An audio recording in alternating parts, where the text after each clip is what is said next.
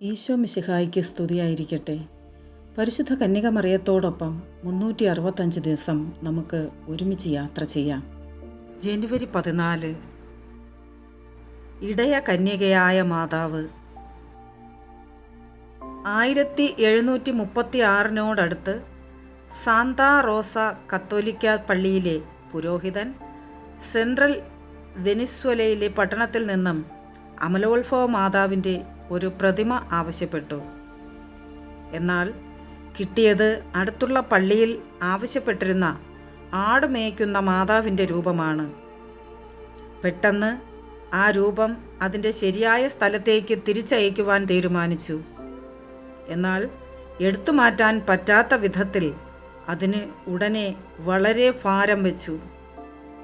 Lara സംസ്ഥാനത്തെ മധ്യസ്ഥയായി Santa റോസയിൽ ആട് മേയ്ക്കുന്ന മാതാവിൻ്റെ രൂപം പ്രതിഷ്ഠിച്ചു.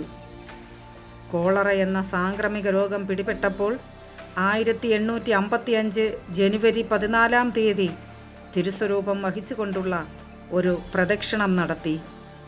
ഇപ്പോൾ എല്ലാ ജനുവരി 14 ഒരു കൂട്ടം ആളുകൾ പരിശുദ്ധ മാതാവിൻ്റെ ആട് മേയ്ക്കുന്ന രൂപവും ഉണ്ണിയേശുവിനെയും ആടുകളെയും വഹിച്ചുകൊണ്ട് ഒരു വലിയ പ്രദക്ഷിണം കത്തീഡ്രലിലേക്ക് നടത്തി വരുന്നു.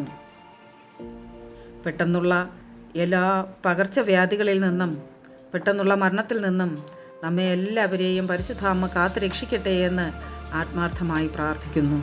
Ave Maria.